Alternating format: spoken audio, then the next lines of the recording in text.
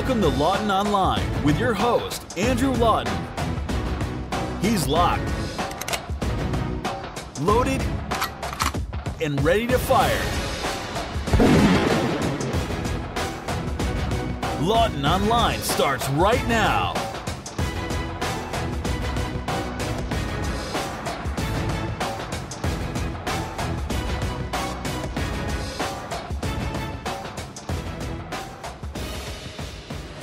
To my Christian listeners, happy Easter.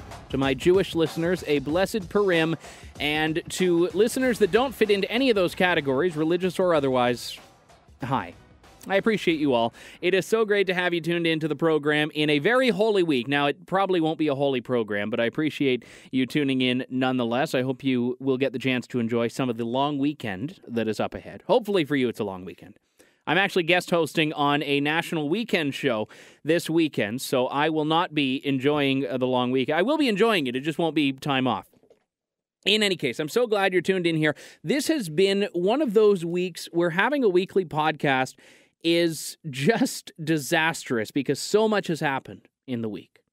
From Conservative MP Jim Hillier's passing to the passing of former Toronto Mayor Rob Ford to the Brussels terrorist attacks, to the federal budget, by the way, which almost got swept under the rug with everything else that was happening. So much to cover from the last 7 days here. I have to be selective. It's a show that goes, an hour 10, an hour 15 minutes. It's not one where I can cover absolutely anything and everything. I have to trust that my colleagues at The Rebel and all of the other conservative media outlets in Canada... Oh, wait. My colleagues at The Rebel, that's we're the ones holding down the fort here, that they'll keep you covered on the day-to-day stuff.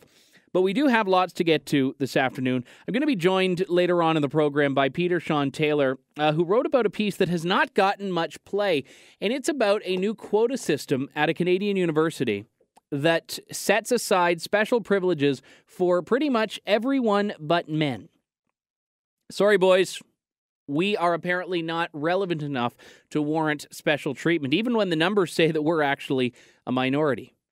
Also going to be talking about some of the other things that are happening in the country later on in the show. I'm not going to spend much time on the budget. In fact, I'm probably not going to spend any substantive amount of time at all. Simply put, the numbers are out there.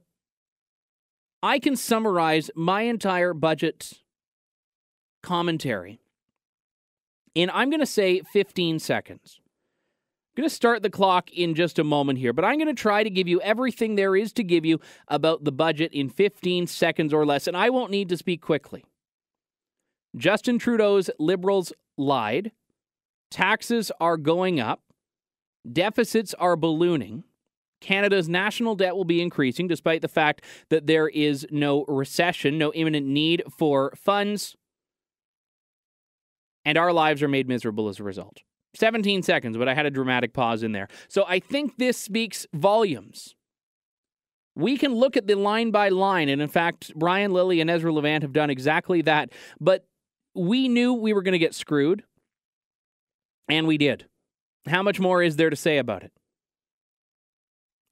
I do want to talk about Rob Ford's passing. This is one that not only has impacted the people of Toronto, but has impacted people across the country. Not just for his role as a political figure, but also for his personal leadership. And yes, I say personal leadership with a great deal of intention. He was not always the most effective leader because he became a punchline, but he meant a lot more to the people of Toronto and to his supporters than so many of his detractors will ever know. I remain, to this very day, a member of Ford Nation. I liked Rob Ford as mayor, I liked Rob Ford as councillor, and I liked Rob Ford in spite of the antics that earned him so much scorn and mockery from the media elites.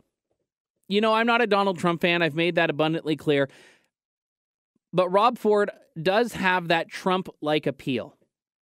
People like him because he's so not like everyone else. And people like Rob Ford because he wasn't David Miller. And that was at a time when Toronto needed someone who was as far removed from David Miller as there was. One of the first things, because I don't live in Toronto. I do a lot of work in Toronto, but I don't live in Toronto, so I didn't have skin in the game as a taxpayer. But as a conservative in Canada, I always try to keep my finger on the pulse of conservative movements and movements away from conservatism across the country, especially in Canada's largest city. And one memory I will always have is of a radio interview that Rob Ford did with CBC. I believe it was the day after he won the mayoral race in 2010. Now, this was on CBC's As It Happens with host Carol Off. And forget about the fact that it was CBC here for a moment. This was classic Rob Ford here. And a lot of people seem to have forgotten this, but I haven't, because I just loved it. And for me, it was one of my first introductions to Rob Ford. Don't worry, I wasn't listening to CBC Live. I learned about it after the fact. He was at a football game. Actually, no, not even at a football game. He was at a football practice when he had the interview scheduled the day after being elected Toronto's mayor. Let me play a little bit of that for you here. Mr. Ford, congratulations. Thank you. I appreciate it. People are saying it's calling it a stunning win. What do you think that... Things are going really well. What drew so much support? support? Chapter juniors aren't even here, eh? All right. Hello, All right. hello, Mr. Ford. Are you there? Yeah, I'm here, yeah. Oh, you're at some event or... I'm a coach. I'm a football coach. Okay, so you're at football practice then? Yes. All right. Well, okay, we'll continue then. What is it do you think drew so much support to your campaign? No, it's just people are sick and tired of the wasteful spending. People are sick and tired of wasteful spending. That's the bottom line. That's what it comes down to. Well, they were... I'm the only one that could go down there. You just go get change. Go out and get change. Don't worry about the water right now. Sorry. Uh-huh. So, people are just fed up with, politicians squandering hard-earned tax dollars, and they know that I'm going to get rid of the $60 car registration tax and the land transfer tax. Well, you know that your campaign has been compared to Mike Harris's Common Sense Revolution, to the Tea Party movement. Do you see those comparisons? Compare it to whatever they want. I don't care. I just know the taxpayers want the gravy train to come to an end, and that's Rob Ford's the guy to do it. Do you think there are similarities? I don't see there's any similarities. I just know that, like I said, I'm going to put an end to the wasteful spending and stop the gravy train. Sorry, I'm being distracted for a second. Well, that's pretty well it. Mr. Ford, do you think that though there's not people who might think that their taxes are too high or that too much is being spent on things, there seems to be a division in the city? People in you've seen it in even your voting, people who live in the core of the city have different priorities than people in the suburbs. So when you stop the gravy train, some people want to see more public transportation, more bike lanes. Others want to see better routes out into the suburbs. How are you going to reconcile that? Yeah, well, the first and foremost concern with people is money. That's the first and foremost concern. So I'm going to make sure our finances, are well taken care of, and then we can deal with all the other issues. But money's the first and foremost concern, and that's what what I'm going to concentrate on. Well, sure, that's everyone's concern, but we're not sure what it is that you're going to save money on. Are you going to reduce public transportation? I just told you that I'm going to get rid of the $60 car registration tax and land transfer tax, so maybe I'm not making myself clear, but I'm going to get rid of the $60 car registration tax and land transfer tax, and we're going to stop the wasteful spending and not have $12,000 retirement parties and, all the other nonsense that's been going on for 7 years. Anyways, I got to let you go here. Well, can I ask you about public transportation before you go? Pardon me? I can't talk to you right now. I'm on a really tight schedule, so I hate to be rude, but I got to let you go and we can chat another time. Really nice talking to you. All the best. Bye-bye. That was Mayor-elect Rob Ford speaking to As It Happens from Toronto. And Mary, just to clarify for our listeners, earlier today we spoke with Rob Ford's Director of Communications, Adrienne Batra, and she had asked us to call Rob Ford at that football practice at 3 o'clock this afternoon, and that's what we did. And Rob Ford just didn't care. And that's the best part, because he didn't care about the elites. He did not care about the media. He cared about the people. He cared about the people. He was the guy that would show up with a shovel to your driveway if someone was having so many difficulties. He was the guy who, even as mayor, would take your call if you had an issue with how the city was being run. He cared about people outside of downtown, not just Etobicoke, but Scarborough, North York, places outside of, Liberty Village and the beaches in Yorkville. And this is why he still, to this day, as a one-term mayor, has so much support. This is why Ford Nation is existing still. How many people do you hear still talking about being a Miller fan? There's no Miller Nation. There's no Miller Mountain here that people are still supporting. It was not about Toronto. It was about giving a voice to the people. And he did that. The media despised him. The media despised him because he was so good at it, because he made them irrelevant. The media likes people to believe that they have the ultimate power to make or break candidates. Media likes to believe that they get to be kingmakers. And historically they have been. Historically they have been, but no longer. And to be fair, the media, I think, for the most part, has been very fair to Rob Ford since his passing. I think coverage has been sensible. It's been respectful. You can't gloss over the negatives with Rob Ford. You can't gloss over the gaffes. You can't gloss over the scandals. But I think there has been, generally speaking, a balance. But what happens when you look behind the published headline? What happens when you look at who the people in media actually are? Case in point, I want to highlight a post by Terry Pender. Now, Terry Pender is a Metroland media reporter. He is a reporter with the Waterloo Region Record, and he posted something on Facebook that I saw. I don't have him as a friend, and I certainly wouldn't after this, but he posted this on his Facebook page. Quote, "Enough already with the tributes for Rob Ford. He was a crackhead, a drunk driver, and a liar. He was utterly and completely full of shit. Rob Ford was an international embarrassment. Shame on everyone who voted for that asshole." Unquote. Ladies and gentlemen, journalists, your moral and intellectual superiors, as my friend Kathy Shadle of 5 Feet of Fury would say. This is the type of media. This is the type of media that we are so used to seeing. This is what lies behind the surface. This is the kind of attitude that they hold towards a man who, let's face it, controversial as he may be, just died. And that was not posted a day or a week after Rob Ford's passing. That was posted less than a couple of hours after Rob Ford's passing. Now, I think he should have the right to say that. I'm not even advocating that he should be fired, although in media, people have been fired for a heck of a lot less. I'm sure any journalist that posted that about Jack Layton or something analogous to that on the day of his passing would soon find themselves out of a job, even if it was on their own personal Facebook page.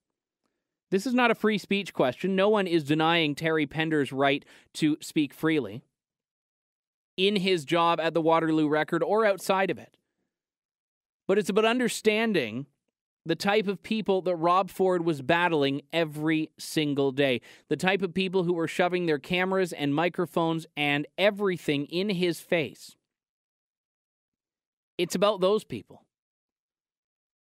It's about those people that Rob Ford still did not let get in the way of his service. He had cancer with the first time he had cancer and still decided he was going to run for council. Still decided he wanted to serve the people when he would have been completely justified to say, you know what, we're going to put Doug Ford on the ballot. I'm going to withdraw. Maybe Michael Ford will keep running in Etobicoke. And then I'm going to go back and focus on my recovery. No, he still wanted to serve. Was he an effective counselor in the last couple of years? I don't know. To be honest, and I don't speak for his family in any way, but I'm very glad that Rob Ford did not have elected office that was the mayor's seat for the last couple of years. Because he was removed enough from the process that he got time to breathe. He got time to himself. He got to deal with what was happening out of the public eye. And enough time had elapsed that the media was not dogging him every single day. If he was still the mayor right now, Toronto Star reporters will be breaking into the hospital probably to try to get a comment on whatever it is that he said or did or thought or whatnot. And what I find to be most baffling about this is that even in death, people still don't understand the appeal of Rob Ford. The people that don't get it just don't get it. And that's why he did so well. That's why he maintained such popularity. You know, there's a good friend of mine, Alex Patterson. He runs a t-shirt company called Hollywood Loser. And he had a shirt around the time of the last Toronto mayoral race. Vote for Rob Ford. He's not a commie. Obviously a tongue-in-cheek shirt, but my goodness, did that encapsulate why Rob Ford was and still is to this day, to borrow a phrase from American politics, the last best hope for Toronto, because he represented more than just Toronto. He represented that value of anti-elite mentalities. And that's huge. That's so necessary. And even John Tory, he's no David Miller, but he still has this downtown-focused mentality. He's not the guy that is the everyman.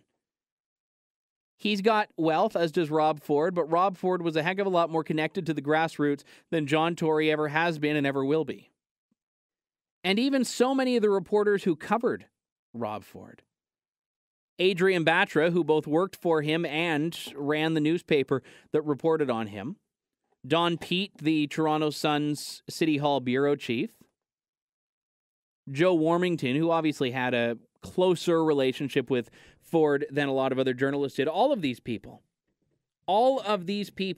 managed to, even though they had to call him on certain things, have a level of respect for his commitment. And I've actually been quite pleased with the Toronto Sun in the last week because they've recognized more than anyone else that, you know what, despite all that happened, despite how his tenure in office was mired in scandal, he never wavered in his commitment to the people, personal demons aside, flaws aside. But not everyone is so sensible. I read you the comments a couple of moments ago by Terry Pender, who was dancing on the grave of Rob Ford. And I don't use that term lightly. That was basically what he was doing, almost celebrating it and condemning people that were trying to find the good in him.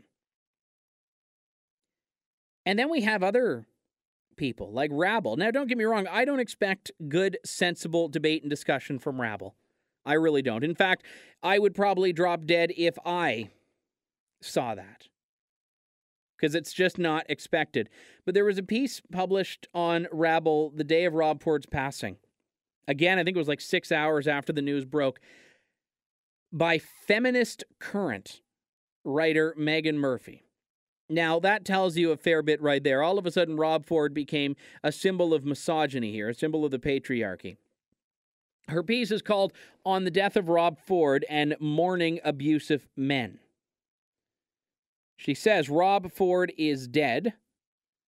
According to news reports and social media, we are in mourning, expected to politely and respectfully honor men when they pass, even if they were bad men.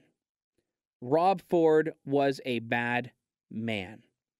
There are people in his life who are likely hurting due to their loss. I understand this, but I also understand that there are people in this life who are now free from his abuse. In death, must we also forget about men's abuse? Bite me. Give me a frigging break. For starters, I don't buy the premise that we're only supposed to honor men who have passed for their legacy. Men and women both get that honor. So you're basically leading off here, Megan, with a fallacy, if ever there was one. Secondly, how can anyone say that Rob Ford was a bad man? He was a good man who did bad things. As I think all of us, good people, I like to think I'm a good person. My faith tells me that I'm a bad person. But I try to believe that I make good decisions on the whole. That's a better way of putting it here. I don't want to get into the whole theology of wickedness and whatnot. But the fact of the matter is, people who do good things and have good hearts make bad decisions. I am a tireless advocate on mental illness issues, and how can I also look at Rob Ford's battle with addiction, itself a mental illness, and say he doesn't deserve our sympathy? And I find it funny that the same left that believes we should be giving heroin users and crack users free needles and pipes at taxpayer-funded facilities, the same left that talks about all people who are addicts being given all of these things by the government, will not let Rob Ford's battle with addiction be one that warrants him any sympathy or compassion. I get you have to separate that from his job. He needs to be able to reform. But all of the people that criticize Rob Ford's legacy, and again, maybe this is only because I don't live in Toronto, so I'm prepared to admit that. But all of the people who criticize him, I have not heard these criticisms coming from a place of actually looking at his record as mayor. It all comes down to him as an individual. It all comes down to him as a person. And when people can't come up with political reasons to criticize someone, that speaks volumes. When all they have are personal attacks, when all they have are personal criticisms, attacks on character and integrity, which, don't get me wrong, are not necessarily misplaced if they are looked at in a broad sense. I'm not talking about Rob Ford in general. I mean, you can attack someone based on their integrity. But the voters of Toronto loved him because he was performing. He was delivering. Look at one of his early victories. Garbage privatization. The fact of the matter is he was silly. He was not photogenic. And that's why there are so many shareable photos of him, because of the scowl on his face that just bring a smile to my eyes. I don't use those to mock him. I use those photos, videos of him dancing to reggae music, videos of him falling when trying to throw a football, videos of him tripping over a scale, walking into a camera. To me, these are sobering reminders that he was one of us. He was not the poll-tested, focus-grouped, polished politician. He was the everyman who became a politician to serve the people that got him there, and he never lost sight of that. He never lost sight of who it was that got him there and who it was that he wanted to serve. Even in his dying weeks, he was still responding to messages, still responding to cards that were sent to him, cards of support. I never had the privilege of meeting Rob Ford. We had corresponded digitally. I have spoken to Doug Ford a few times. In fact, I even text messaged Doug Ford on the weekend when the news broke that Rob Ford was in palliative care. And I just let him know that I was thinking and praying for him. I know a lot of Rebel supporters have signed the Rebel greeting as well to the Ford family. And Doug Ford did respond, thanking me, just saying that Rob is still fighting. And it sounds from all accounts like he fought until the very end. And there are people that want to dishonor Rob's legacy by being dishonest about it, and more importantly, deny the opportunity of Rob's family to grieve, is absolutely shameful. I'm grateful Toronto had him, and I am grateful that Canada had him. May Rob Ford rest in peace, and may my thoughts and prayers and those of all us listening go to Renata, his wife, Doug, his brother, Kathy, Randy, his siblings, his children, nieces, nephews, the whole Ford family, and more importantly, Ford Nation. Not more importantly, but more broadly, Ford Nation, who felt a real and honest connection with Rob Ford that still exists today, even in the absence of the giant himself. And that's not a knock at his size. That is an accolade to his heart. When we come back in just a couple of moments, more Lawton Online here on the Rebel.media. Stay tuned.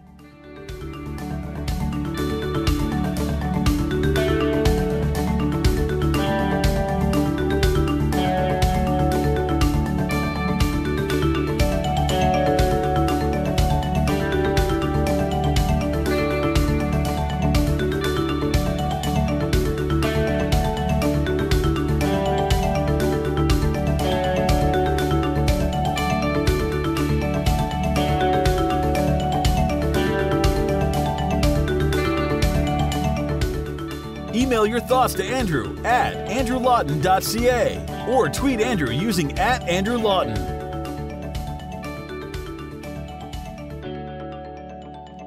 Welcome back to Lawton Online here on the Rebel.media. This is a zone where we value freedom. And that means the freedom to speak your mind, the freedom to engage, to interact, to associate, all of these other fundamental freedoms which, well, technically guaranteed to Canadians, aren't really mandated or enforced as equally, rather. But with that being said, I think that if someone wants to open a business and only hire people of a certain sex, It's their business. Let them do what they want. I think if someone wants to open a business and only hire people of one race, maybe a Chinese restaurant wants to hire only Chinese people, I think they should have that right. I realize that the Human Rights Code denies people that right, but I would look at schools in the same way. If you're a private school and you want to cater only to a small subset of the population, that should be your prerogative. When we're dealing with public schools, though, publicly funded institutions, publicly funded agencies, all bets are off. You need to look at all groups equally and evenly. I think that's what's required of anything that gets a dime of government money. Unfortunately, while most people would agree with that in theory, once you let tokenism take hold of things, diversity first thinking, well, the system starts to break down. And we've seen with affirmative action going back years, especially in the U.S., that racism is completely acceptable but when used under the guise of righting past wrongs, of fixing past oppressions. It's okay to affirmative action supporters if the scales tip in the other way without balancing because, oh, well, they've been tipping so long the one way, it's only fair. And we've seen this especially in a very clearly defined and unfortunately so policy at the University of Manitoba, where starting next year, teachers, or would-be teachers at least, those in the Faculty of Education, will have a new set of entrance requirements that is completely unrelated to academic performance. You have to very much pay attention to this. At the University of Faculty of Education for the University of Manitoba, beginning in the 2017 school year, 45% of incoming spots will be allocated to, I'm going to quote here, quote, self-identified diversity categories, unquote. And not just a broad 45%, they've actually itemized the list. No fewer than 7.5% will be non-white. No fewer than 7.5% of students will be lesbian, gay, bisexual, transgender, transsexual, two-spirited, queer, questioning, or manganese. I just throw chemical symbols in there. I can't keep track of the letters. No less than 75% will be disabled persons. No less than 7.5% will be, this one's great, quote, disadvantaged persons, unquote. No fewer than 15% will be Aboriginal candidates. But if you add all those up, assuming there's no crossover there that might let them check off 2 boxes at once for one student or perhaps more, no fewer than 45% will be allotted based on quotas. The fact of the matter is, some of these groups, particularly women, aren't even disadvantaged, let alone minority groups in education anymore. Quite the contrary. I was quite surprised that this story did not get a lot more traction in Canada. There was a piece a couple of weeks ago, though, in the National Post by Maclean's editor-at-large, Peter Sean Taylor, that I wanted to delve into here. So I'm very pleased to welcome Peter Sean Taylor to the program. Peter, thanks very much for your time today. I really do appreciate it, even though this isn't, as I said, something that has really gotten as much coverage as I think it deserves to. Thanks for having me, Andrew. So this is something that happened, obviously, a province over from here, but I'm always very leery of these sorts of things because it doesn't take long for ideas like this to spread closer to home. We've known for a while in Canada even that schools have looked at a lot of these criteria as being an asset to someone's application for enrollment, but to have a defined quota, to affix a number to it, seems to bring this into new territory. Sure, and just the sheer size of it, this new University of Manitoba quota plan replaces an older one that they had where they had allocated 10% of their spots to, various identity categories, 5% of them, half of that, 5% in total being natives. So they've replaced an older, smaller one with something much bigger and grander. As you said, almost half of all incoming spots are going to be slotted based on identity rather than merit. So certainly growing. And there's also a level of absurdity, I think, to the self-identified component of this. I mean, if you're applying, how are they to know if you're a gay or lesbian or bisexual student? And especially under one criterion that you've pointed out here that I wanted to ask you about, disadvantaged persons. Yeah, they've run through every sort of group that you could imagine, and then there's this catch-all group at the end called disadvantaged, and you say, well, that seems kind of vague. What do they mean by that? And so this is pretty much anybody who's got a chip on their shoulder for any reason, it seems. If you grew up in the North, or your particular religion, or I don't know, if you're got big ears or something, regardless of what it is, if you feel that you've been disadvantaged by something that's not covered by any of the other categories they've offered to you, you can apply for this one. So, and it's self-identified, as you said, so it's really anybody would be foolish not to jump into that category. There's no criteria other than you feel that you've been hard done by in some way. Yeah, and I wanted to stress that part. If you feel it, I mean, that seems to be the only thing that you need to really be able to prove here, is that you felt it. And no one else has to actually, or how could anyone really audit whether or not you've actually been as disadvantaged as, other candidates perhaps. And it's really interesting because when you go down that road with it, I'm looking at the list here: creed, language, state of social disadvantage. All right, well, let's say that I, decide to travel the world and I'm in a country where, people don't understand me because I speak English and they don't. Oh, well, you know what? I felt that my language put me at a disadvantage. Boom, I'm in the 7.5%. Mm-hmm. Yeah, it kind of makes an absurdity of the whole process, although, as you said, self-identified. But on the other hand, the school doesn't want to get into the business of proving that you're gay or lesbian, or, whether what the quantum, what your blood quantum is for claiming native status, or et cetera, et cetera. I mean, the whole thing spirals out of control after a while. So you have to sort of question the underlying premise. Probably self-identified is the way to go if you're going to decide on this stuff. It's all crazy, though. And it's important to note here as well, we're not dealing with a policy that's been applied to the entire school at this point, but specifically to the Faculty of Education. Now, this is an interesting one because you're dealing with teachers here, and you know what? I think it's a little bit concerning for any program to have this. I'm curious what you think about that application of it specifically. Well, obviously, teachers are the ones that communicate, society's interests and demands to the next generation. I think the more pressing issue, though, is to consider how have Manitoba's teachers been doing up till now. And in a survey run by it's called the Council of Ministers of Education, it's really the provinces that get together and sort of compare their own standardized testing. Manitoba is the worst province in the country across math, science, and reading. It has the lowest scores by a large margin in most cases. So it's arguably the worst school system in the country right now among the provinces. And what are they doing? They're now decided they're not going to pick their teachers on the basis of merit or marks or anything. They're going to pick them on the basis of self-identified identity categories. Is that...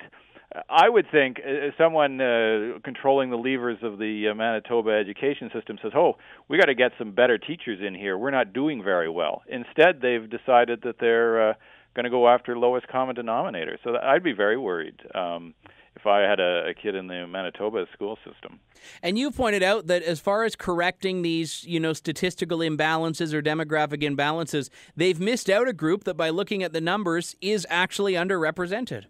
Yes, and hugely underrepresented, and that's men. The University of Manitoba is 72% women, and it's been like that for as long as I could find data on their website. Nationally, the figure for teachers' colleges is about 75% women. And if you promote this quota program on the basis that we need our teachers to reflect the composition of our classrooms. The students need to see themselves up there at the front of the class. We need teachers that are, role models for the gay and lesbians, for the non-whites, for disabled, natives, et cetera, et cetera. If that's your motivating factor here, how on earth can you ignore the fact that you're not pumping out any male teachers? It reveals the absurdity of the thing, and I'm not arguing that there should be a 50% male quota. I think that would be add absurdity to absurdities. But it pulls the curtain back on what this is. It's not an effort to ensure that teachers are perfectly reflective of the school population. It's just another kind of political, ideological power grab. Yeah, and it's interesting. I mean, when we look outside of the education component here, women also make up a slim majority of university enrollment in general. 58% of graduates, 56% of actual students. And looking at other sectors as well, you've noted in your piece that health sciences have similar numbers nationwide. 3/4 are female. In social sciences and law, 2/3 are women. So women are not having a problem accessing education here. Women are not having a barrier like we're led to believe. And it's interesting because every other diversity push that we hear of being implemented always talks about a gender imbalance. And that's the one thing that they haven't really addressed here because they know that it just doesn't exist. Absolutely right. The way current trends are going, men are going to be a smaller and smaller minority on university campuses, and we're continually told that future success is entirely dependent on post-secondary education, that anyone that doesn't go to university or college is going to be left behind in the economy of the future, et cetera, et cetera. But no one seems very concerned at all that men are getting shut out of a university education. Also, it's worth mentioning that women are becoming a dominant component of public sector jobs as well. I mean, because a lot of these things we've been talking about, teachers' colleges, medicine, life sciences, et cetera, go on to become doctors and teachers and nurses, et cetera. And those are all, among the very best jobs out there. Unionized, public sector, et cetera, et cetera. They're becoming dominated by women too. I'm not trying to get into the gender war here, but just if we're going to be fair, if we're going to worry about gender equity in some things, surely you should worry about it in all things. Yeah, and I guess we're faced with this question as well of how far do we take something like this? Because if they're doing this for teachers who are graduating, well, why shouldn't school boards who are hiring have similar quotas in place? And when you mentioned earlier adding absurdity to absurdity, it doesn't seem that unrealistic to suggest that these things could go in that direction if this is, by some people in some room, thought to be a good idea now. Well, I don't know.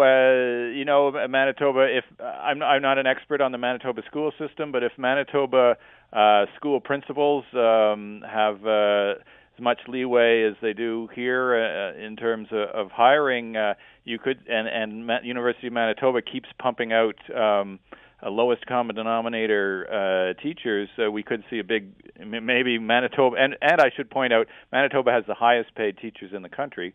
Maybe we will see a big influx of, teachers, young teachers from other provinces heading to Manitoba. Maybe that'll be a sort of a gold mine for new jobs. Who knows? Yeah, fair enough. A great piece. I mentioned when I emailed you, I was amazed that this did not get more traction, that this was happening. So I'm really glad you did bring it out of the darkness, out of Manitoba here. Peter Sean Taylor joining me on the line, editor-at-large for Maclean's Magazine. Great to talk to you, Peter. Thanks for your time. It was a pleasure, Andrew. You know, one of the biggest frustrations I have with the left right now is that they don't even feel compelled to hide it anymore. I mean, we knew that behind the scenes they were looking at a lot of these criteria. Now they're actually putting a number to it. And I feel especially bad, by the way, for Aboriginal students or non-white students of other forms or disabled students or gay students, whatever the case may be. I feel bad because these ones who have gotten in there based on their academic merit, based on their other criteria that qualify them, like, for example, extracurriculars, doing well in admissions interviews, etc., students are going to look at them and say, oh, you only got here because of the color of your skin. You only got here because of your sex. You only got here because of X, Y, Z. And that's not an unreasonable approach to these things. If you know that a school has as brazen a policy as this one does, it's not unreasonable to look down upon someone else who is admitted who fits into one of these groups and say, well, look, I only got in by the skin of my teeth. They were guaranteed a spot because there may not have been as many Native applicants. And here's what I have to wonder. If you have a fixed quota, it's not that they're just saying we want to look at this and we want to take a priority here to these people. They have a quota. So herein lies a very big problem. What happens if their normal academic standards, that they apply, that they look at for all applicants, what if they don't have enough natives, let's say? Will they lower the standards? And the school hasn't answered that. To be clear, most people don't actually ask the question in media. No one wants to challenge this. No one wants to look insensitive or to look like they don't understand the plight that disabled, native, gay women face. Just wanting to make sure I didn't miss a category there. Disabled, gay, native, Muslim women. There we go. Anyone who has faced any disadvantage. But, I mean, you can self-identify. So I can go in there and say, you know, I'm a trans cisgendered male, which means I'm someone who thinks that I'm a cisgendered male, which is good because I am. But I'm self-identifying it, and I can say that I've been disadvantaged by it. I mean, now, as a white male, if I were to want to be a teacher, and don't get me wrong, I don't want to do that to myself. But if I were to want to be a teacher, I could say, well, I'm disadvantaged by this quota system. Therefore, I demand to be a disadvantaged person. Boom. I'm one of the 7.5%. You know, we hear about all those Occupy nut jobs chanting, we are the 1%, we are the 1%. Well, now we can have all the white male straight students stand up and go, we are the 55% here. The kind that has to get in solely on academics and solely on qualifications and not be able to lean on simply being in a member of a group. And this is all, by the way, coming from the Faculty of Education here. Let's call a spade a spade. This is not exactly an area where we're looking at an overrepresentation of white men. If they were to do this in maybe engineering, which does skew towards men, then hey, maybe. You know, same as when people talk about the so-called wage gap. Well, men are the ones that adopt the highest paying jobs. They're the ones that go to school for them. Women typically aren't gravitating towards those.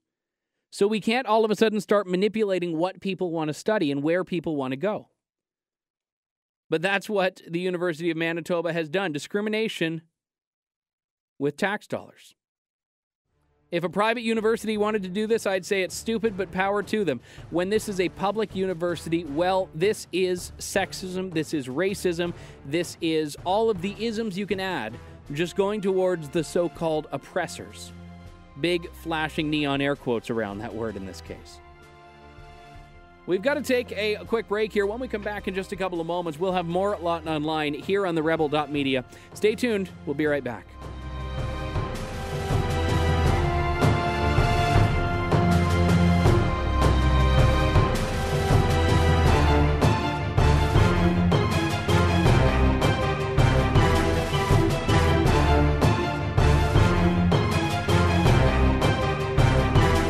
You're listening to Lawton Online with your host, Andrew Lawton, exclusively on the Rebel.media. We are back here on Lawton Online on the Rebel.media. I normally stray away from political stuff here that is provincial in nature, simply because I realize that people are tuning into the show from all across the country, and in fact outside of the country as well. There's a wonderful man named William that has listened to the show very faithfully from Germany, a Canadian expat. So thank you, William, if you're tuning into this episode, for your kind words. But I'm going to talk about some Ontario stuff in this segment, but make no mistake, this has a universal focus right now. The first is an absolute moron of a politician here, and this one's only going to take me a minute, so let me get this out of the way here.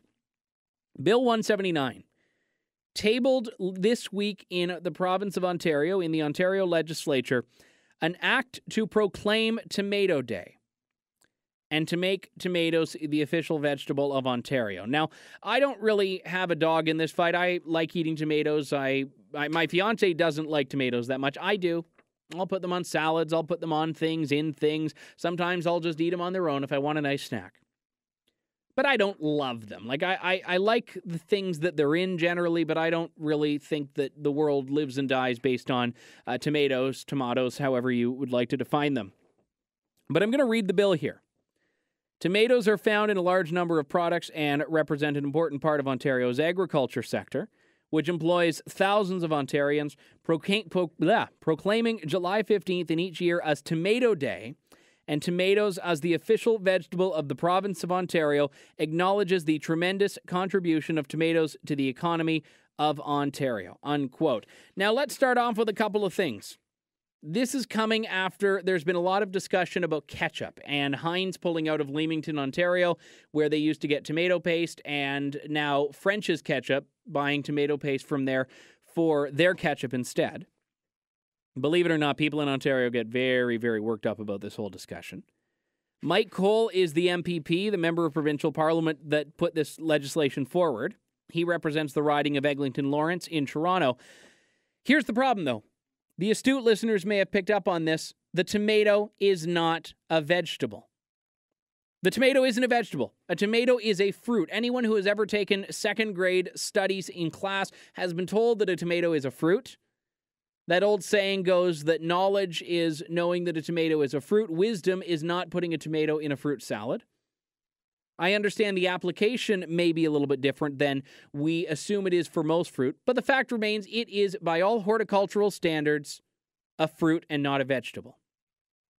Now, I could forgive someone maybe for not knowing that. I'm a forgiving kind of guy. Even an MPP, I could forgive for not knowing that. But not when you're using the one bullet in your gun, the one private member's bill you get to put forward to designate the tomato as some sort of special class in this province, and you can't even look through your own damn bill to make sure that you've gotten the two details that you've put in there right. Number one, tomato. Number two, vegetable. These are two things you need to fact check. The whole bill, I have it in my hands here, is literally one column of a page occupying about 3/4 of the page. That's it. So the reason I think this is a terrible bill is, first off, because I'm sure MPPs have many better things they could be tending to make things better for the people of Ontario. And secondly, because Mike Cole is actually an idiot in this respect. I suggested on Twitter that maybe we designate Mike Cole Ontario's official vegetable. I haven't gotten a seconder in the legislature for that yet. But on a more serious note of provincial politics, a lot of Conservatives have been paying attention to an announcement by Patrick Brown, who is the leader of the Ontario PC Party, announcing that his party would be moving towards supporting carbon pricing. Now, I've known Patrick Brown for many years. He is a good guy, and he is a decent guy and a very hard worker.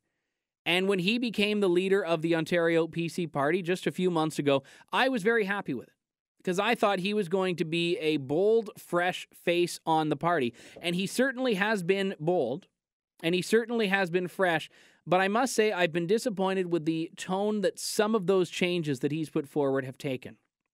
And one of them, as you've no doubt seen on The Rebel, has been capitulating to a request that many people on the left want, which is carbon pricing. In fact, Ontario's Liberal Premier right now, Kathleen Wynne, is herself moving forward with cap and trade. And whereas recently Conservatives were opposing that, saying, hey, this is terrible, it's a job killer, now Patrick Brown is saying, no, we want to instead push for a revenue neutral. Revenue neutral, always a buzzword to be taken to be leery of from politicians, but a revenue neutral approach to carbon pricing. Now, Patrick Brown was actually in my hometown of London just a few days ago, as a matter of fact, and he did an interview with me on my radio show, the Andrew Lawton Show on AM 980, and I had the chance to spend about 20 minutes with him. And we spoke about some other issues as well, some other provincial issues, and we spoke, of course, about his fresh new approach to his party. And I could not let him out of my studio. I mean, I would have. I don't mean I was holding him hostage there, but in my own sort of integrity, I could not let him out without asking him about carbon pricing.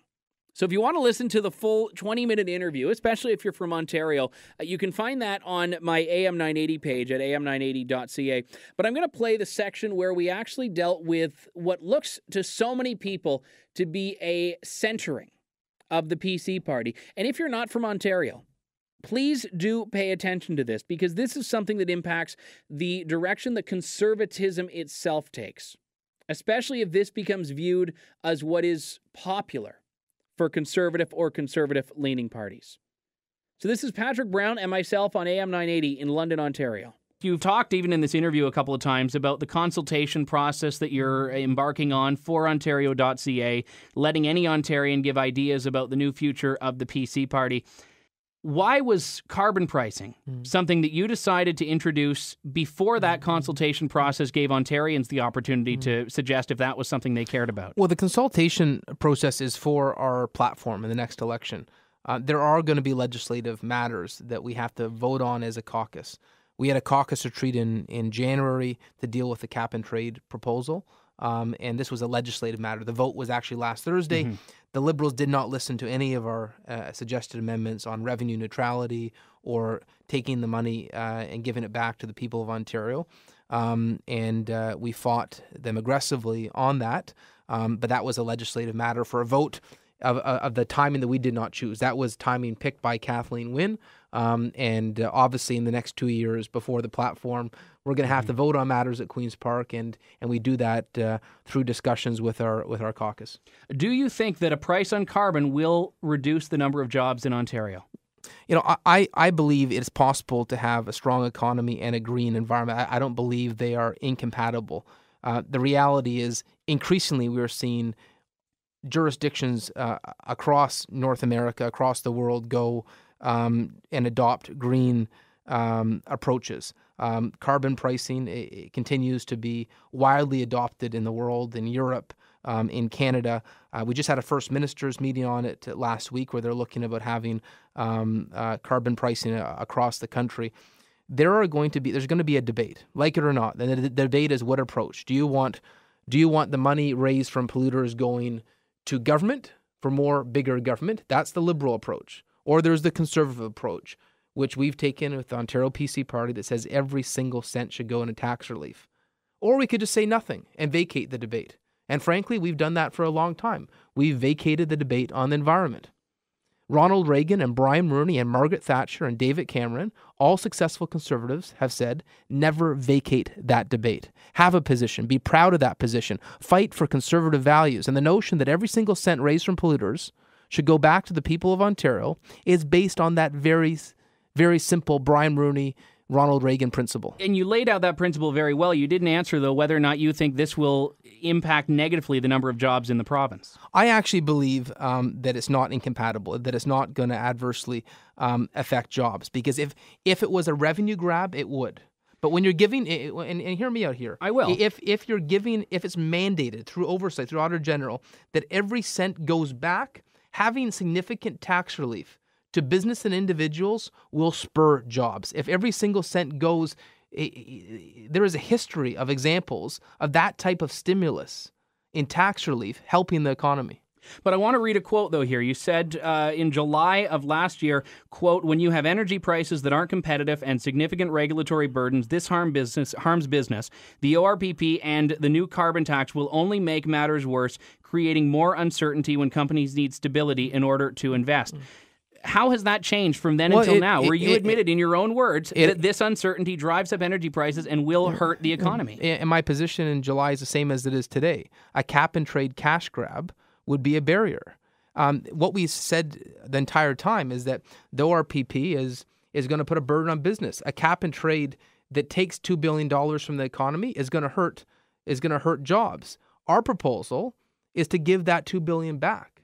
That's the big difference. What I said in July is the same as I say today, that it has to be revenue neutral. If it's not revenue neutral, it will have a negative impact on jobs. I want to give you a more recent quote. This was from your energy critic, John Etobicoke. He said, a carbon tax will raise the cost of everything. That was February 26th of this year. So a week before you unveiled carbon pricing, your own energy critic was saying that this will drive up costs on everything. I'm not seeing how you're going to ensure that this will not negatively impact the economy. Well, John Etobicoke was one of the people that drafted our current position, and John said that it will cause everything to go up. And that's what he's saying. If you're going to cause everything to go up, then it needs to be given back. It can't be a revenue grab. And so John Etobicoke is right for the notion that all these new fees collected from polluters, it has to be given back. It can't simply be a justification for bigger government. And I'm very lucky that I've got an energy critic like John who's actually not simply criticizing, but he's coming up with solutions like revenue neutrality. But when talking about energy rates, which have been on the rise in Ontario, you and I have spoken about it, when talking about the ORPP, the common theme is that anytime you put an added cost onto business, it hurts employment. So why is carbon pricing a different situation? Because even if the money goes back to the people of Ontario and not into government coffers, it still requires Ontario business to pay extra money on what they're paying now. But it's not a single new cent if it's given back. That's the difference, is that it's a taxpayer's dividend. It's redistribution. Well, no, it's saying polluters pay, and that every single cent goes back to the people of Ontario. The notion that it's a burden is if you keep it, is if it justifies bigger government. If the fact you're making life easier by giving it back, I think we all agree with the notion that polluters should pay. You don't disagree with Margaret Thatcher or Brian Mulroney or Ronald Reagan or, frankly, even John Kasich last week in the Republican debate, who said that right-wing parties can't run from the debate on the environment and climate change. Or David Cameron, who actually won a huge re-election. I have to say this, and I say it very emphatically. For far too long, Conservatives have run from the debate on the environment. And there's no contradiction in being a proud Conservative and believing in conservation. And I think one of the reasons, frankly, we've seen Conservative parties lose, and we've seen them lose provincially, we saw them lose federally, is we stuck our head in the sand on the environment. I'm not here to be more the same old, same old. I'm not going to lead the party to another defeat. I'm here to have the courage to change and say whether it's healthcare or education or the environment, we are going to have the courage to talk about these issues and not simply run, not simply avoid offering alternatives or solutions. We are going to be a party that offers real conservative approaches to every topic. And I know that when you made that announcement, though, you were talking in the same convention about the need to basically open up the Big Tent, to broaden the appeal of the PC party. But at the same time, are you opening it so much that people in the party are walking away? Because I know people have cut up memberships since that speech. People weren't even cheering in that room when you made that announcement. So how are you maintaining the existing support base of the party in this effort to expand the scope of the party? Well, I actually think right now memberships are on the rise, donations are on the rise. We had our largest ever attended convention. And I know one person in the speech shouted no to the notion of tackling the environmental challenges. Just one? Media reports said many. Well, there was one, and I was there, but there was 1,800 people that cheered, and that's a big difference. Our entire caucus voted for this approach. The party is united, and when you change, there's always going to be naysayers. But the reality is, I'm not interested in our party being a debating society for the right.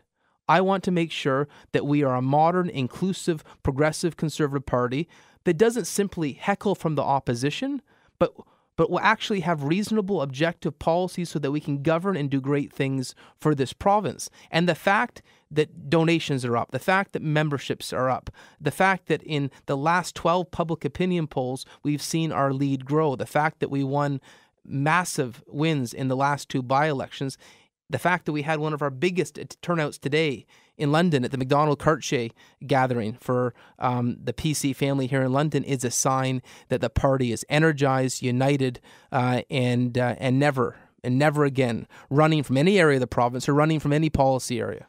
I just want to clarify that last comment you made in the final moment of this interview here.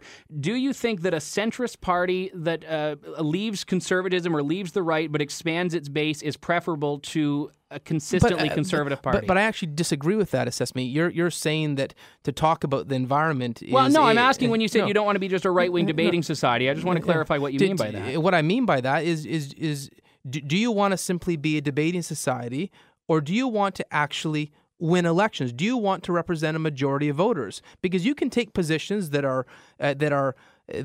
ignorant to 90% of the population, and the reality is we teach climate change now in schools. I realize that some want to have a debate on that, but the vast majority of people in Ontario care about the environment, and we cannot take positions that are inconsistent with that. And frankly, the reason I got involved in politics was I cared about the environment. I got involved because I was impressed with the Acid Rain Treaty. Bill Davis created the Ministry of the Environment. And the notion that we were uncomfortable talking about the environment, I didn't feel good about that. I didn't feel right about that. And I can tell you, the vast majority of our party, the vast majority of the people in this province, I feel deep in my bones, feel that we are on the right track. You're seeing a PC party. You're seeing a conservative approach to issues. And it's not abandoning the party to say you want to tackle environmental challenges. I think it is actually reconnecting with the past of our party, with the Preston Mannings, who said there's no contradiction with conservatism and conservation, with the Brian Mulroneys and the Ronald Reagans who tackled acid rain. I actually think it's reconnecting with the past of conservatism to say we are unafraid, we're not afraid to have the courage of our convictions to talk about the environment. Patrick Brown, PC leader, joining me live in studio. Great to have you in London, Patrick. Thank you very much for your time. Always a pleasure. Now, I want to preempt some of the emails and concerns I'm going to get from people on this. I've made my position in past episodes very well known. I believe that man-made catastrophic climate change is a myth. I believe that the science used by the people that think it is a catastrophic event waiting to happen is flawed. I believe that the system is overly political and less scientific. I believe that what's happened with scientists that do go against the so-called party line on that is bordering on censorship, but at the very least is intellectual dishonesty. I'm not a scientist, though. I've had to rely on other scientists, actual scientists, not people like David Suzuki. Patrick Brown, also not a climatologist, not an expert in this field. So I was not going to get into a debate with him about whether climate change was real, because this is besides the point. It's besides the point here, simply because if someone believes in it, you're not going to convert them otherwise, especially if they're enacting or moving towards enacting policy based on that. But I did want to talk about the political side. I understand politics. He is a politician, and this is where most Canadians and most Ontarians, in this case, are going to be feeling the pinch. And as much as I respect that he answered the questions, I don't like those answers. I don't think this position is something that is compatible with past statements his party and he, by the way, have made on this issue and on how politicians looking to global warming as being a catch-all to justify taxes, how that is not conducive to growing an economy. Quite the contrary. That's actually a jobs killer. This is very well documented. Just look at the cap-and-trade scheme in Europe that became an absolute boondoggle to the surprise of, well, absolutely no one.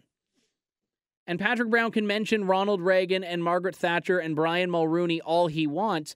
I don't think that actually answers the questions. And in fact, Margaret Thatcher, I know for a fact, was advised on issues of climate science by Lord Monckton, who has been a guest on this program before, and he himself has said that they looked and realized this was not something that was worth overhauling the way Britain's economy was moving. And need I remind you of my interview back in September with David Suzuki, famous fruit fly biologist, who, by the way, was feted by a CBC 80th birthday special to do nothing other than talk about how wonderful David Suzuki has been for the last 80 years. But I spoke to David Suzuki about this, and I asked him, I said, look, without this science being settled, there is dispute, there is dissent. How can you justify, A, making carbon pricing a fixture of the economy, and B, going as far as he suggested, which is putting politicians who are climate change deniers in jail? And what did he do? He yelled at me. You can listen back in past episodes of Lawton Online. He yelled at me. That's all he had for it. So let us not be deluded into thinking that conservatives need to compromise on what we know to be true in order to win elections. If that is the price of victory, then my goodness, it's not worth it. And this isn't to say that compromise, which is a key pillar of any negotiation process, is not important. Absolutely it is. But in order to compromise, you have to be winning something. If we as conservatives want to win to advance conservative policies, how are we winning if we only got elected by abandoning those very policies, those very philosophies? You can only compromise towards a certain point before it is your integrity and not your position that you're compromising. I have to say farewell for this week, folks, but I hope you have a very happy and blessed Easter. We'll be back with more Lawton Online next week here on the Rebel.media. Thank you, God bless, and have a good week, Canada. Thanks for tuning in to Lawton Online. Check out the Rebel.media for lots more fearless content and commentary.